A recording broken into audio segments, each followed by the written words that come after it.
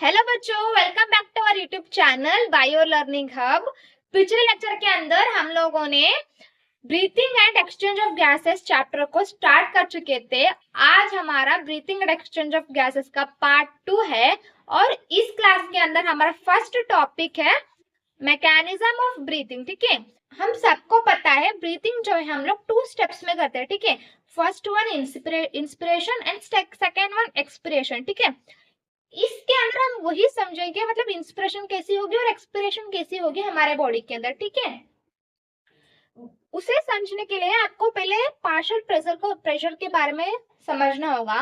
Partial pressure mean mixture of gases के अंदर एक पर्टिकुलर गैस के प्रेशर को हम बोलेंगे पार्शियल प्रेशर। ठीक है, मिक्सचर ऑफ गैसेस के अंदर एक पर्टिकुलर गैसेस का जो प्रेशर होगा उस प्रेशर को हम बोलेंगे पार्शियल प्रेशर। मीन्स एटमॉस्फेयर में हमें ऑक्सीजन देखने को मिलेगा, नाइट्रोजन देखने को मिलेगा, कार्बन डाइऑक्साइड देखने को मिलेगा, ऑर्गन, मीथेन, सारे टाइप के गैसेस देखने को मिलेंगे। बट इस सारे टाइप के गैसेस में ऑक्सीजन पर्टिकुलरली कितना प्रेशर एक्सक्रीट करेगा वो उसका पार्शियल प्रेशर होगा। ठीक है, ऐसे पार्शियल प्रेशर को हम देखेंगे। ठीक है, और ये याद रखो, कभी भी गैस जो होगी वो high partial pressure to low partial pressure move करेंगे। ठीक है, जो गैसेस होंगे वो high partial pressure to low partial pressure move करेंगे। ठीक है, ये याद रखना होगा। ठीक है, और जो प्रेशर जो है बच्चों वो इनडायरेक्टली प्रोपोर्शनल है वॉल्यूम को। मींस अगर हम लोग प्रेशर को बढ़ाना चाहते हैं तो हमें क्या करनी पड़ेगी, वॉल्यूम को कम करना पड़ेगा। अगर हम लोग चाहते हैं कि प्रेशर को कम करना है तो हमें क्या करना पड़ेगा, वॉल्यूम को बढ़ाना पड़ेगा। ठीक है, ये याद रखो। ठीक है, pressure is indirectly proportional to volume. ठीक है, अब बात है इंस्पिरेशन। इंस्पिरेशन कैसी होती है, कैसा होगा। ठीक है, इंस्पिरेशन मीन्स ऑक्सीजन को हमें अंदर लेके आना है। ठीक है, ऑक्सीजन को अंदर लेके आना है। ऑक्सीजन कब हमारे बॉडी के अंदर आएगी, कब आएगी, मैंने आपको बताया कि जो गैसेस होंगे वो high pressure to low pressure move करेंगे। मतलब जब हमारी जो लंग्स होंगी, अगर इनमें प्रेशर कम हो जाएगी compare to our atmosphere, atmosphere से अगर हमारे लंग्स के अंदर प्रेशर जब कम होगी तभी जाकर ऑक्सीजन क्या होगा, हमारे बॉडी में अंदर आ सकेगा। ठीक है, सो हमें क्या करना होगा, जो ये लंग का प्रेशर है, पल्मोनरी प्रेशर है, उसको कम करना पड़ेगा। ठीक है, इसको हम कैसे कम करेंगे, हम लंग की प्रेशर को डायरेक्टली कम नहीं कर सकते, बट अगर हमने थोरैसिक वॉल्यूम को बढ़ा दिया तो थोरैसिक कैविटी का प्रेशर बढ़ जाएगा, सॉरी प्रेशर घट जाएगा। अगर थोरैसिक कैविटी का प्रेशर घटेगा तो ऑटोमेटिकली क्या होगा, अपना लंग्स का प्रेशर भी घटेगा। सो हमें क्या करना पड़ेगा, यहाँ पर थोरैसिक कैविटी की वॉल्यूम बढ़ानी पड़ेगी। अगर थोरैसिक कैविटी की वॉल्यूम बढ़ गई तो प्रेशर क्या होगा, कम होगा। अगर थोरैसिक कैविटी की प्रेशर कम हो जाएगी तो वो ऑटोमेटिकली हमारे पल्मोनरी प्रेशर को भी कम कर देगी। सो हम अब थोरैसिक कैविटी की वॉल्यूम कैसे बढ़ाएंगे। ठीक है, थोरैसिक कैविटी की वॉल्यूम हम बढ़ाएंगे डायफ्राम को कॉन्ट्रैक्ट कर। ठीक है, हम डायफ्राम को कॉन्ट्रैक्ट करेंगे तो डायफ्राम जो ये डोम शेप में था वो क्या हो जाएगा, वो फ्लैटन हो जाएगा। ठीक है, मतलब ऐसा सीधा हो जाएगा, फ्लैटन हो जाएगा। ठीक है, जिसकी वजह से इंक्रीज ऑफ थोरैसिक वॉल्यूम होगी in antero posterior axis. Antero posterior axis में वॉल्यूम बढ़ जाएगी थोरैसिक कैविटी का। ठीक है, हम पहले क्या करेंगे, हमें पता है हमारा जो लंग्स है यहाँ पर है, ये ऐसे वाले ऐसा लंग्स है ना हमारे, ये लंग्स है, यहाँ पर क्या है अपना डायफ्राम है। आप ये जो डायफ्राम है डोम शेप्ड में है। ठीक है, जब हम इसको कॉन्ट्रैक्ट करेंगे तो ये क्या बन जाएगा, ऐसा बन जाएगा, फ्लैटन बन जाएगा, जिसके वजह से एंटेरो पोस्टीरियर एक्सिस में थोरैसिक कैविटी की वॉल्यूम बढ़ जाएगी। इतनी वॉल्यूम बढ़ रही है ना बच्चों, जब सिर्फ इतना वॉल्यूम था थोरैसिक कैविटी का, जब इतना वॉल्यूम था, अब ये वॉल्यूम इतनी बढ़ गई। ठीक है, वॉल्यूम बढ़ी एंटेरो पोस्टीरियर एक्सिस में। इसके साथ साथ एक्सटर्नल इंटरकोस्टल मसल्स होंगे वो भी कॉन्टैक्ट करेंगे। फिर डायफ्राम अकेला कॉन्टैक्ट नहीं करेगा, इसके साथ साथ एक्सटर्नल इंटरकोस्टल मसल्स भी कॉन्टैक्ट करेंगे। ठीक है, जब एक्सटर्नल इंटरकोस्टल मसल्स कॉन्टैक्ट करेंगे तो हमारे जो रिब्स है वो अपवर्ड एंड फॉरवर्ड मूव करेंगे। ठीक है, जिसके वजह से भी हमारा थोरैसिक कैविटी का वॉल्यूम बढ़ेगा। एक्सटर्नल इंटरकोस्टल मसल्स के कॉन्ट्रैक्शन के वजह से जो स्टर्नम होगा वो इंक्रीज करेगा volume of the thoracic chamber in dorsoventral axis, मतलब आगे के साइड अपने रिब्स पुश होंगे और स्टर्नम भी आगे के साइड आ जाएगा, जिसके वजह से ओवरऑल क्या हो रही है, अपना थोरैसिक वॉल्यूम बढ़ रहा है। ठीक है, थोरैसिक वॉल्यूम बढ़ेगी मीन्स अपना पल्मोनरी वॉल्यूम भी बढ़ेगी। अगर वॉल्यूम बढ़ेगी तो क्या होगा, प्रेशर घटेगा। सो पल्मोनरी वॉल्यूम बढ़ेगा तो अपना पल्मोनरी प्रेशर घटेगा, जिसकी वजह से हमें इधर लो प्रेशर देखने को मिलेगी, डिक्रीज इन पल्मोनरी प्रेशर होगा। बट एटमॉस्फेरिक में क्या है, high high partial pressure of oxygen है, तो क्या अब हमारा ऑक्सीजन इजीली मूव कर जाएगा लंग्स में? हाँ, कर जाएगा। क्यों? जो हमारे ऑक्सीजन भाई साहब है वो high partial pressure to low partial pressure move करता है। हमने अब यहाँ पर लो पार्शियल प्रेशर कर दिया है ऑक्सीजन का, तो ऑक्सीजन अब इधर आएगा लंग्स में, आएगा। हाँ, यही है अपना इंस्पिरेशन का मैकेनिज्म। बच्चों, एक्सटर्नल इंटरकोस्टल मसल्स वो मसल्स है जो हमें रिब्स के, दोनों रिब्स के बीच में देखने को मिलेगी। ठीक है, ये अपना स्टर्नम है और ये अपना रिब्स है। रिब्स के बीच में जो मसल्स पाए जाते हैं ना उसको बोलेंगे हम एक्सटर्नल इंटरकोस्टल मसल्स। ठीक है, ब्रीथिंग के टाइम हम मसल्स को यूज करते हैं। जो मसल्स यूज होते हैं वो होता है अपना diaphragm, external intercostal muscle, internal intercostal muscles, और जो थोड़े बहुत अब्डोमिनल मसल्स भी यूज होते हैं। वो नॉर्मल इंस्पिरेशन या नॉर्मल एक्सपिरेशन के टाइम यूज नहीं होते अब्डोमिनल मसल्स, बट वो फोर्स एक्सपिरेशन के टाइम यूज होते हैं बच्चों। ठीक है, तो मैं आपको समरी दे देती हूँ क्या क्या हो रहा है यहाँ पर। ठीक है, क्या क्या हो रहा है, हमें इंस्पिरेशन करने के लिए ऑक्सीजन को, जो एटमॉस्फेयर में ऑक्सीजन है उसे हमारे बॉडी के अंदर लेके आने के लिए हमें क्या करना पड़ेगा, अपना लंग्स का प्रेशर को कम करनी पड़ेगी। ठीक है, हम डायरेक्टली लंग्स के प्रेशर को कम नहीं कर सकते, इसके लिए हम क्या करेंगे, थोरैसिक वॉल्यूम को बढ़ाएंगे। ठीक है, कैसे हम थोरैसिक वॉल्यूम को बढ़ाएंगे, हम थोरैसिक वॉल्यूम को बढ़ाएंगे डायफ्राम और एक्सटर्नल इंटरकोस्टल मसल को कॉन्ट्रैक्ट कराकर। जब डायफ्राम कॉन्ट्रैक्ट करेगा तो वो फ्लैटन हो जाएगा, जिसकी वजह से एंटेरियर पोस्टीरियर एक्सिस में थोरैसिक कैविटी की वॉल्यूम बढ़ जाएगी। जब हम एक्सटर्नल इंटरकोस्टल मसल्स को कॉन्ट्रैक्ट करेंगे तो स्टर्नम क्या होगा, वो इंक्रीज करेगा थोरैसिक कैविटी को डोर्सोवेंट्रल एक्सिस में, जिसकी वजह से ओवरऑल इंक्रीज हो रहा है अपना थोरैसिक वॉल्यूम।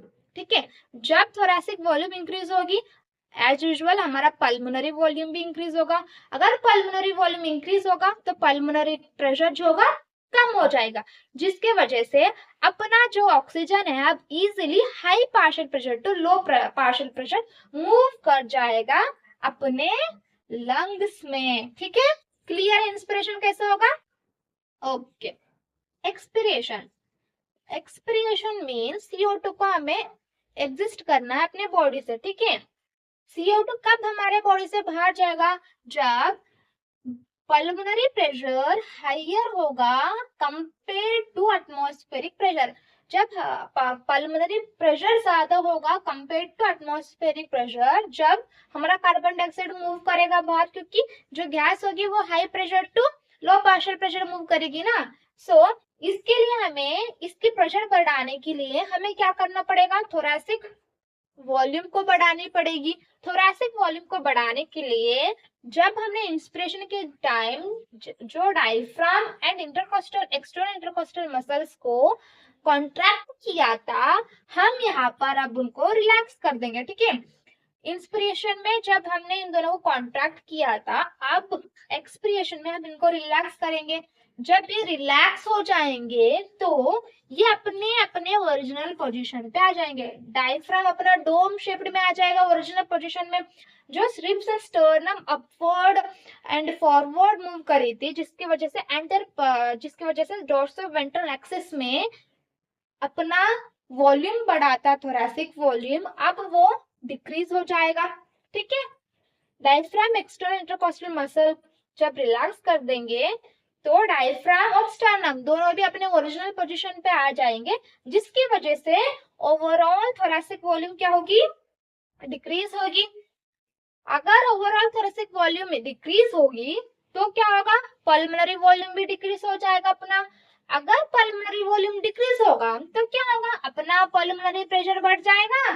पता है हमें, pressure is indirectly proportional to volume. अगर पल्मोनरी वॉल्यूम बढ़ेगी तो पल्मोनरी प्रेशर इंक्रीज हो जाएगी। अगर पल्मोनरी प्रेशर बढ़ेगी मतलब अपना कार्बन डाइऑक्साइड जो प्रेजेंट है अब इधर अल्वियोला के पास, लंग के पास, वो easily high partial pressure to low partial pressure move कर जाएगा एटमॉस्फेयर के पास। मतलब हमारे पास जो कार्बन डाइऑक्साइड प्रेजेंट थी वो अब बाहर जाएगी एटमॉस्फेयर के अंदर, ठीक है। इसको समराइज कर लेते हैं एक बार, ठीक है। इंस्पिरेशन के टाइम जब हमने डायफ्राम एंड जब हमारे एक्सटर्नल इंटरकॉस्टल मसल्स को कॉन्ट्रैक्ट कर कर जो वॉल्यूम हमने बढ़ा दी थी, अब diaphragm and external intercostal muscles को हम रिलैक्स कर देंगे, ठीक है। जब ये दोनों रिलैक्स कर जाएंगे तो ये जो दोनों जो थे अपने ओरिजिनल पोजीशन पे आ जाएंगे, लाइक अपना डायफ्राम एंड स्टर्नम, जिसकी वजह से ओवरऑल थोरैसिक वॉल्यूम क्या हो जाएगी, डिक्रीज हो जाएगी। अगर थोरैसिक वॉल्यूम डिक्रीज होगी तो पल्मोनरी वॉल्यूम भी डिक्रीज हो जाएगी। पल्मोनरी वॉल्यूम डिक्रीज होने की वजह से अपना पल्मोनरी प्रेशर जो होगा वो बढ़ जाएगा। पल्मोनरी प्रेशर बढ़ जाने की वजह से अपना जो कार्बन डाइऑक्साइड है वो high partial pressure to low partial pressure move कर जाएगा। क्लियर? ओके बच्चों, फोर्स्ड एक्सपिरेशन या फोर्स्ड इंस्पिरेशन के टाइम अपना डायफ्राम एक्सटर्नल इंटरकॉस्टल मसल्स के अलावा अपने अब्डोमिनल मसल्स भी इन्वॉल्व होंगे, ठीक है। आप सुबह सुबह उठकर प्राणायाम करके देखो या फिर यहाँ पर ही बैठकर गहरी सांस को अंदर लेकर या बाहर छोड़कर देखो, आपको यहाँ पर कॉन्ट्रैक्शन फील होगा, यहाँ पर एक दबाव सी फील होगी। मीन्स अपना अब्डोमिनल मसल जो है वो भी इन्वॉल्व होंगे अपने फोर्स्ड एक्सपिरेशन या फिर फोर्स्ड इंस्पिरेशन के अंदर। ये था अपना mechanism of breathing.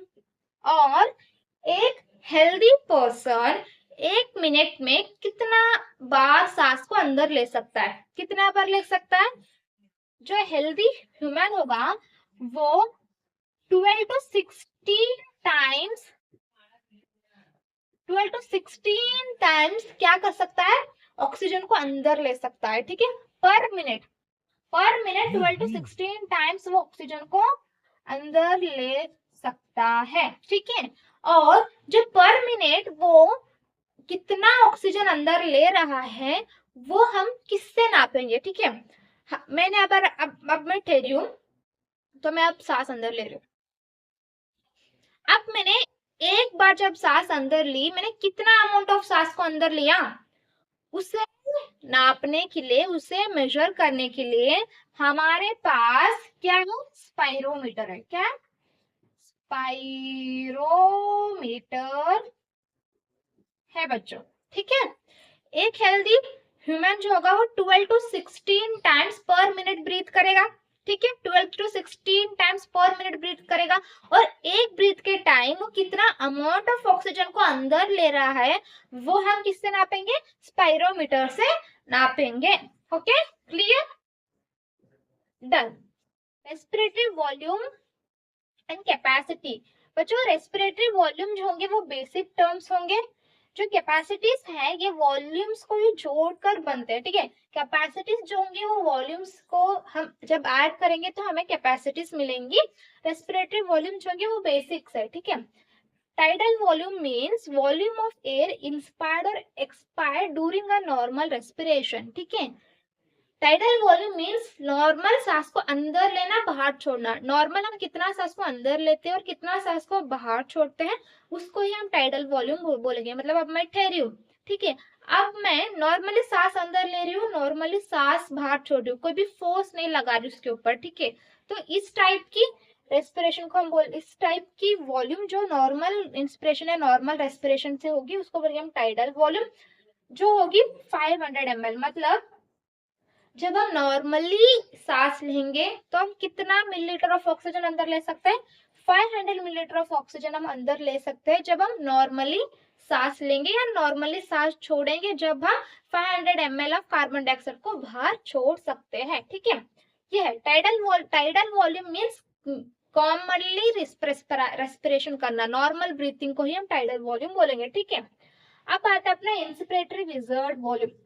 Inspiratory reserve volume means मैंने एक बार नॉर्मली क्या किया, इंस्पायर करा, नॉर्मली मैंने एक बार सांस को अंदर लिया, नॉर्मली एक बार मैं सांस को अंदर लेने के बाद भी मैं जोर लगाकर और कितनी सांस को अंदर ले सकती हूँ ना, उसको बोलेंगे हम इंस्पिरेटरी रिजर्व वॉल्यूम। मतलब forceful expiration after inhaling tidal volume.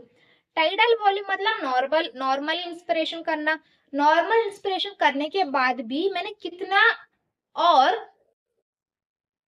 Breathe किया फोर्सफुली, उसको बोलेंगे हम लोग इंस्पिरेटरी रिजर्व वॉल्यूम। मतलब forceful inspiration after inhaling tidal volume, tidal volume होने के बाद भी मैंने कितना फोर्सफुल इंस्पिरेशन किया, उसको बोलेंगे इंस्पिरेटरी रिजर्व वॉल्यूम, जो होगा 2500 ml टू 3000 ml। ठीक है, अब आता है अपना expiratory reserve volume. Expiratory reserve volume मतलब मैंने सांस को अंदर लिया, नॉर्मल सांस को अंदर लिया, नॉर्मल सांस को बाहर छोड़ा। ठीक है, नॉर्मल सांस को बाहर छोड़ने के बाद भी और मैं कितना सांस फोर्सफुली बाहर छोड़ सकती हूँ या एक्सपायर कर सकती हूँ, उसको बोलेंगे हम लोग रेस्पिरेटरी रिजर्व वॉल्यूम। ठीक है, फोर्सफुली कितना अमाउंट ऑफ कार्बन डाइऑक्साइड को मैं बाहर छोड़ सकती हूँ, उसको बोलेंगे हम लोग ERV, forceful expiration after exhaling tidal volume. Tidal volume छोड़ने के बाद, नॉर्मल एक्सपिरेशन करने के बाद भी मैंने कितना फोर्सफुल एक्सपिरेशन किया, उसको बोलेंगे हम लोग एक्सपिरेटरी रिजर्व वॉल्यूम, जो होगा 1000 ml to 1100 ml, 1100 ml 1000 ml रहेगा। ठीक है, अब हम पढ़ेंगे residual volume. Residual volume means मैंने नॉर्मल इंस्पायर करने के बाद, नॉर्मल एक्सप्रेशन करने के बाद, फिर मैंने जब फोर्सफुल एक्सप्रेशन किया उसके बाद भी मेरे लंग्स के अंदर थोड़ी बहुत अमाउंट ऑफ एयर प्रेजेंट होगी, उस अमाउंट ऑफ एयर को, उस वॉल्यूम ऑफ एयर को हम बोलेंगे रेजिडुअल वॉल्यूम। मतलब volume of air remaining in the lungs after forceful expression, forceful expression करने के बाद भी, ERV करने के बाद भी मेरे लंग्स के अंदर कुछ एयर प्रेजेंट होगी, वो रहेगी ही रहेगी। ठीक है, उस एयर को हम बोलेंगे रेजिडुअल वॉल्यूम। फोर्सफुल एक्सपिरेशन करने के बाद भी, मतलब ERV करने के बाद भी कितना अमाउंट ऑफ एयर प्रेजेंट होगा मेरे लंग्स के अंदर, उसको बोलेंगे हम लोग रेजिडुअल वॉल्यूम। ये जो 4 थे ये अपने बेसिक टर्म्स थे, बेसिक वॉल्यूम्स थे रेस्पिरेटरी वॉल्यूम्स के अंदर। ठीक है, अब इन 4 को ही मिला जुलाकर हम क्या बनाएंगे, रेस्पिरेटरी कैपेसिटीज बनाएंगे। ये पहले सुनो, समराइज कर देती हूँ, इन चारों को सुनो। टाइडल वॉल्यूम मतलब नॉर्मल इंस्पिरेशन नॉर्मल एक्सपिरेशन के टाइम हमने कितना अमाउंट ऑफ एयर को अंदर लिया या बाहर छोड़ा, उसको बोलेंगे हम tidal volume. Inspiratory reserve volume means हमने नॉर्मल इंस्पिरेशन करने के बाद भी कितना फोर्सफुली एयर को अंदर ले पा रहे हैं, मतलब after normal inspiration how much amount of air we can take inside our body, उसको बोलेंगे हम इंस्पिरेटरी रिजर्व वॉल्यूम। ERV मतलब नॉर्मल एक्सपायर करने के बाद, मतलब नॉर्मल टीवी को छोड़ने के बाद कितना अमाउंट ऑफ एयर मैं फोर्सफुली एक्सपायर करूंगी, उसको बोलेंगे हम लोग ERV। और RV मीन आफ्टर ERV, मतलब मैंने फोर्सफुल एक्सपिरेशन भी अब कर दिया, उसके बाद भी मेरे बॉडी के अंदर, लंग्स के अंदर कहीं ना कहीं थोड़ा मतलब थोड़ा तो थोड़ा अमाउंट ऑफ एयर प्रेजेंट होगा, उसको बोलेंगे हम लोग रेजिडुअल वॉल्यूम बच्चों। ठीक है, मैंने आपको बताया था कि हम लोग कितना अमाउंट ऑफ एयर को अंदर ले रहे हैं या बाहर छोड़ रहे हैं, हम लोग उसको मेजर कर सकते हैं बाय द स्पायरोमीटर। हाँ, बट हम रेजिडुअल वॉल्यूम को स्पायरोमीटर से मेजर नहीं कर सकते, क्योंकि ये वॉल्यूम या हम अंदर ले रहे हैं या हम लोग बाहर छोड़ रहे हैं, हम लोग कुछ भी नहीं कर रहे। ये जो वॉल्यूम है, ये वॉल्यूम हमारे लंग्स में प्रेजेंट है, पहले से प्रेजेंट है, ना हम उसको बाहर छोड़ रहे ना अंदर ले रहे हैं। ठीक है, इसके वजह से हम लोग इसको नाप नहीं सकते। अगर आपको स्पायरोमीटर दिया, आपने नॉर्मल एक्सपायर किया, टाइडल वॉल्यूम आप नाप सकते हो। फोर्सफुल इंस्पिरेशन, सांस लिया, आईआरवी नाप सकते हो। फोर्सफुल इंस्पिरेशन छोड़ा, ईआरवी नाप सकते हो। बट आरवी कैसे नापोगे, वो बाहर आ ही नहीं सकता, तो आप रेजिडुअल वॉल्यूम को स्पायरोमीटर से मेजर नहीं कर सकते हैं। ठीक है, अब हम पढ़ेंगे इंस्पिरेटरी कैपेसिटी को। Inspiratory capacity means the volume of air. ठीक है, the volume of the inspiratory capacity means the volume of air a person can inspire after a normal expiration. हमने नॉर्मल एक्सपिरेशन कर दी, नॉर्मल एक्सपिरेशन के बाद मैं कितनी amount of air को body के अंदर ले सकता हूँ, टाइडल वॉल्यूम को ले सकता हूँ, नॉर्मल इंस्पिरेशन कर सकता हूँ, उसके साथ साथ मैं फोर्सफुल इंस्पिरेशन भी कर सकता हूँ। ठीक है, सो नॉर्मल एक्सपिरेशन के बाद मैं टाइडल वॉल्यूम को भी अंदर ले सकता हूँ और आईआरवी को भी अंदर ले सकता हूँ, मतलब फोर्सफुल इंस्पिरेशन भी कर सकती हूँ। ठीक है, तो टीवी और आईआरवी को मिलकर हमारा इंस्पिरेटरी कैपेसिटी बनता है। इंस्पिरेटरी कैपेसिटी मतलब इंस्पायर करना। नॉर्मल एक्सपिरेशन के बाद में कितना अमाउंट ऑफ टोटल कितना अमाउंट ऑफ एयर को इंस्पायर करूंगा, उसको बोलेंगे इंस्पिरेशन करूंगा, उसको बोलेंगे इंस्पिरेटरी कैपेसिटी। ठीक है, नॉर्मल एक्सपिरेशन के बाद आप टाइडल वॉल्यूम को इंस्पिरेशन कर सकते हो, फिर आईआरवी को भी कर सकते हो, है ना। So TV plus RV equal to inspiratory capacity. समझ में आए? अब हम पढ़ते हैं एक्सपिरेटरी कैपेसिटी क्या होता है। Expiratory capacity means after normal inspiration आप कितना अमाउंट ऑफ एयर को बाहर छोड़ सकते हो। ठीक है, नॉर्मल इंस्पिरेशन करने के बाद मैं टाइडल वॉल्यूम को बाहर छोड़ूंगा। नॉर्मल इंस्पिरेशन किया मतलब नॉर्मल इंस्पिरेशन के बाद मैं टाइडल वॉल्यूम को बाहर छोड़ सकता हूँ, फिर फोर्स लगाकर ईआरवी को भी छोड़ सकता हूँ। ठीक है, volume of air expired after normal inspiration. ठीक है, नॉर्मल इंस्पिरेशन के बाद आप कितना एयर बाहर छोड़ोगे, वही अपने एक्सपिरेटरी कैपेसिटी है ना। आप बेसिकली खुद से सोचो, आपने नॉर्मल इंस्पिरेशन अब किया तो आप बाहर छोड़ना है, आप कैसे छोड़ोगे, टाइडल वॉल्यूम पहले छोड़ दोगे, उसके बाद फोर्स लगाकर आप ईआरवी को भी छोड़ सकते हो ना। सो एक्सपिरेटरी कैपेसिटी मतलब टाइडल वॉल्यूम अपना ईआरवी। ठीक है, फिर फंक्शनल रेजिडुअल वॉल्यूम के ऊपर आएंगे तो the amount air present in the lungs after a normal expiration. Normal expiration करने के बाद कितना अमाउंट ऑफ एयर हमारे लंग्स के अंदर बचा, उसको बोलेंगे फंक्शनल रेजिडुअल वॉल्यूम, वो होगा अपना ईआरवी। आपने नॉर्मल रेस्पिरेशन तो कर दिया, टाइडल वॉल्यूम को तो आपने बाहर छोड़ दिया, बट आपने ईआरवी को नहीं छोड़ा, तो ईआरवी प्लस आरवी दोनों मिलाकर बनेंगे अपना फंक्शनल रेजिडुअल वॉल्यूम। क्लियर? इसको तो मैंने आपको रिवाइज करते हैं, इसको बताती हूँ। ठीक है, इंस्पिरेटरी कैपेसिटी, इंस्पिरेटरी नाम से जानो, इंस्पिरेशन में ये आने वाला, आपने नॉर्मल एक्सप्रेशन को छोड़ने के बाद कितना सांस अंदर ले सकते हो, वही अपना इंस्पिरेटरी कैपेसिटी है। टाइडल वॉल्यूम को लोगे और आईआरवी को भी लोगे। ठीक है, एक्सपिरेटरी कैपेसिटी मतलब नॉर्मल इंस्पायर के बाद आपने कितना अमाउंट ऑफ एयर को ये कर सकते हो, छोड़ सकते हो, वो होगा अपना एक्सपिरेटरी कैपेसिटी। ठीक है, टीवी ईआरवी ये अपना एक्सपिरेटरी कैपेसिटी हुआ। फंक्शनल रेजिडुअल वॉल्यूम मतलब नॉर्मल एक्सप्रेशन के बाद कितना अमाउंट ऑफ एयर अभी भी आपके लंग्स के अंदर प्रेजेंट है, उसको बोलेंगे हम फंक्शनल रेजिडुअल वॉल्यूम, जो है अपना ईआरवी प्लस आरवी। ठीक है, क्लियर। हमारा नेक्स्ट कैपेसिटी है विचुअल कैपेसिटी।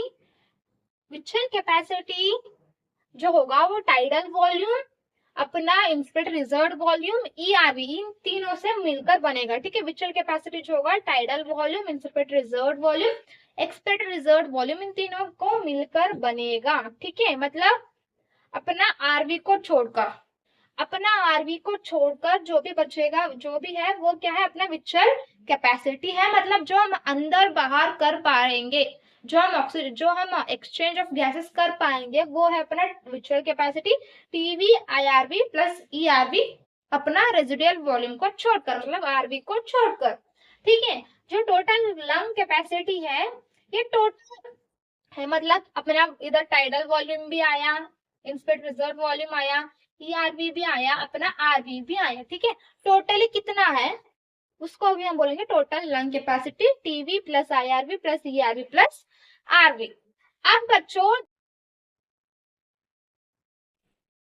आप ये अपना टाइडल वॉल्यूम मतलब कितना अमाउंट ऑफ नॉर्मल इंस्पिरेशन के टाइम हमने कितना ऑक्सीजन को छोड़ा या लिया उसको बोलेंगे हम टाइडल वॉल्यूम। ये अपना नॉर्मल इंस्पिरेशन के टाइम हमने कितना अमाउंट ऑफ लिया, ये अपना है टाइडल वॉल्यूम। और ये अपना नॉर्मल एक्सपिरेशन के टाइम हमने कितना छोड़ा।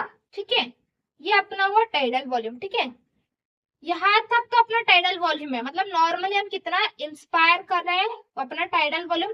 नॉर्मल इंस्पिरेशन के बाद हमने कितना फोर्सफुल इंस्पिरेशन किया, इतना किया, तो ये अपना क्या है आईआरवी है बच्चों। ठीक है, ध्यान से सुनो, ये है अपना टीवी। नॉर्मल इंस्पिरेशन किया मैंने, फिर नॉर्मल एक्सपिरेशन किया, उसके बाद फिर से नॉर्मल इंस्पिरेशन किया। नॉर्मल इंस्पिरेशन करने के बाद मैंने फोर्सफुल इंस्पिरेशन भी की। तो ये जो फोर्सफुल इंस्पिरेशन किया मैंने आफ्टर टाइडल वॉल्यूम उसको बोलेंगे हम इंस्पिरेटरी रिजर्व वॉल्यूम आईआरवी। ठीक है, आईआरवी के बाद अब मैं क्या करूंगी, पहले क्या छोड़ूंगी, नॉर्मल एक्सपिरेशन करूंगी, मतलब नॉर्मल सांस छोड़ूंगी। टाइडल वॉल्यूम छोड़ने के बाद मैंने कितना और छोड़ा, मतलब कितना फोर्सफुली एक्सपिरेशन किया, उसको क्या बोलेंगे हम लोग ईआरवी, है ना, ईआरवी। ठीक है, समझ में आया। ये अपना नॉर्मल इंस्पिरेशन के टाइम टाइडल वॉल्यूम, ये फिर अपना नॉर्मल एक्सपिरेशन।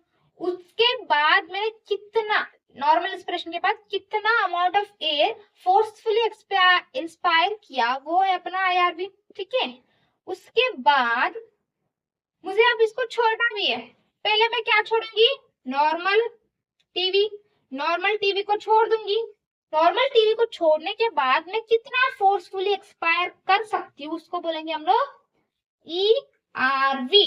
ठीक है, ईआरवी करने के बाद भी मेरे पास कुछ अमाउंट ऑफ ऑक्सीजन बच गया, उसको बोलेंगे हम लोग आरवी रेसिडुअल वॉल्यूम। ये थे अपने 4 नॉर्मल वॉल्यूम्स। ठीक है, टीवी आईआरवी ईआरवी आरवी, ये हमने ग्राफ में देख लिया।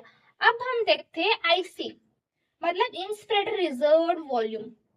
इंस्पिरेटरी रिजर्व वॉल्यूम मतलब मैंने आपको बताया था नॉर्मल एक्सप्रेशन के बाद हम कितना अमाउंट ऑफ एयर ले सकते हैं, कितना ले सकते हैं, हम टाइडल वॉल्यूम ले सकते हैं, फिर आईआरवी ले सकते हैं। ठीक है, ये देखो, ये किया हमने नॉर्मल एक्सप्रेशन, यहाँ हमने नॉर्मल एक्सप्रेशन कर लिया।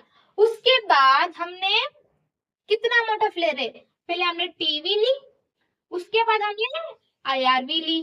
तो ये टोटल क्या है अपना, ये टोटल जो है वो है अपना आईसी, मतलब आईआरवी प्लस टीवी क्या हुआ अपना आईसी। ठीक है, अब आते हैं हम लोग ईसी में, अब आते हैं हम लोग ईसी के बारे में। ठीक है, ईसी जो है वो है नॉर्मल इंस्पिरेशन के बाद हम कितना अमाउंट ऑफ एयर को छोड़ सकते हैं, वो अपना ईसी था। ठीक है, नॉर्मल इंस्पिरेशन हमने यहाँ तक नॉर्मल इंस्पिरेशन की, उसके बाद मैं छोड़ूंगी टाइडल वॉल्यूम को भी छोड़ूंगी ईआरवी को भी छोड़ूंगी। तो ईसी जो है इतना है अपना टाइडल वॉल्यूम प्लस ईआरवी। ठीक है, कंप्लीट। एफआरसी क्या है, अब हमें क्या पढ़ना है, functional residual volume. Functional residual volume means ERV normal expression के बाद कितना एयर बचा मेरे लंग्स के पास, वो है अपना एफआरसी, ठीक है। तो वो है अपना ईआरसी, ये फिर अपना टाइडल वॉल्यूम, ठीक है। फिर हम लोग देखेंगे VC. VC means vital capacity. Vital capacity means अपना था inspiratory reserve volume. Inspiratory reserve volume, यहाँ पर देखो इंस्पिरेटरी रिजर्व वॉल्यूम आ रहा है यहाँ तक, inspiratory reserve volume, tidal volume, हाँ। फिर अपना यहाँ पर मैंने मेंशन किया ना इंस्पिरेटरी, यहाँ तक अपना इंस्पिरेटरी रिजर्व वॉल्यूम था, फिर यहाँ तक अपना टाइडल वॉल्यूम है, उसके बाद अपना एक्सपिरेटरी रिजर्व वॉल्यूम। सो इसको बोलेंगे हम वीसी, ठीक है। टोटल लंग कैपेसिटी मतलब टोटल एयर जो लंग्स में प्रेजेंट है उसको बोलेंगे हम, ये पूरा मिलाकर हम क्या बोलेंगे, टोटल लंग कैपेसिटी। समझ में आया, क्लियर है आपको? फिर भी मैं एक बार आपको ड्रॉ करके बताती हूँ यहाँ पर कैसे क्या क्या हो रहा है, ठीक है। इसको एक बार मिटा देते हैं, है ना, जो अब हमें समझने में आसानी है, इसको एक बार मिटा देते हैं। मुझे लग रहा है एक बार मैं हाथ से आपको बता दूंगी बनाकर तो आपको क्लियर हो जाएंगे। सो ये अपना ग्राफ है,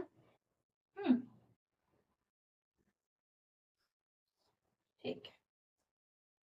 ये समझो, मैंने नॉर्मल इंस्पायर की, नॉर्मल एक्सपायर किया। सो नॉर्मल, ये क्या है अपना नॉर्मल इंस्पायर, यहाँ तक क्या है अपना टाइडल वॉल्यूम है, ये भी अपना क्या है टाइडल वॉल्यूम है, क्योंकि ये एक्सपायर इंस्पायर दोनों को हम टाइडल वॉल्यूम बोलेंगे, ठीक है।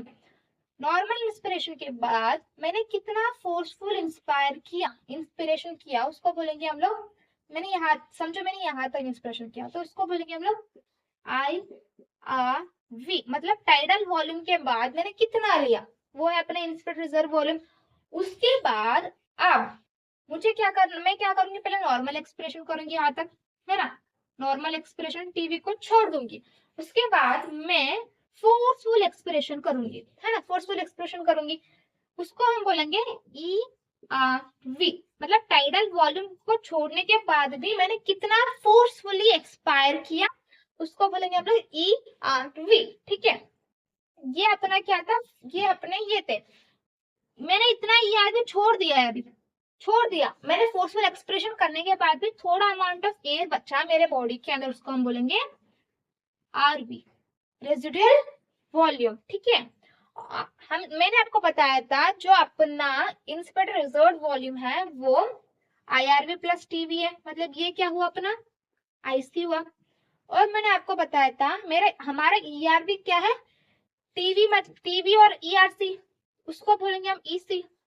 ERV plus TV tidal volume plus ERV equal to expiratory reserve volume, okay. और उसके बाद रेजिडुअल वॉल्यूम मतलब नॉर्मल एक्सप्रेशन के बाद हमारे बॉडी के अंदर कितना अमाउंट ऑफ एयर प्रेजेंट है लंग्स के अंदर, वो था अपना ईआरवी प्लस आरवी, इतना था। तो इसको क्या बोलेंगे हम, एफ आर सी बोलेंगे, ठीक है, फंक्शनल रेजिडुअल वॉल्यूम। इसके बाद विचुअल कैपेसिटी पे आएंगे, तो विचुअल कैपेसिटी जो हम एयर को एक्सचेंज कर रहे थे, मतलब रेजिडुअल वॉल्यूम को छोड़कर जो कुछ भी है वो क्या है अपना वीसी है, विचुअल कैपेसिटी है, हाँ। फिर अगर हमने रेजिडुअल वॉल्यूम को भी इंक्लूड कर लिया तो वो क्या होगा अपना TNC, total lung capacity, okay. अब हम डन है with respiratory volumes and capacities बच्चों, ठीक है। अगर आपको मेरे वीडियोस पसंद आ रहे हैं या फिर आपको मेरे पढ़ाने का तरीका पसंद आ रहा है तो प्लीज यार वीडियो को लाइक करो, चैनल को सब्सक्राइब करो, फ्रेंड्स के साथ शेयर करो, क्योंकि आपका एक लाइक एक सब्सक्राइब होना मेरे लिए बहुत इंपॉर्टेंट है, क्योंकि मैं अभी अभी वीडियोस बना रही हूँ, अभी अभी मेरा नया यूट्यूब चैनल स्टार्ट हुआ है। सो मुझे अगर अच्छे से रिस्पॉन्स मिलेगी तो मैं और अच्छे से लेक्चर्स लूंगी और अच्छे से वीडियोस बनाने की कोशिश करूंगी। सो प्लीज मेरे वीडियो को लाइक करना, चैनल को सब्सक्राइब करना और कितना हो सके उतना फ्रेंड्स के साथ शेयर करना। मैं मिलती हूँ आपको अगली लेक्चर के अंदर। Until then bye bye, thank you for watching guys.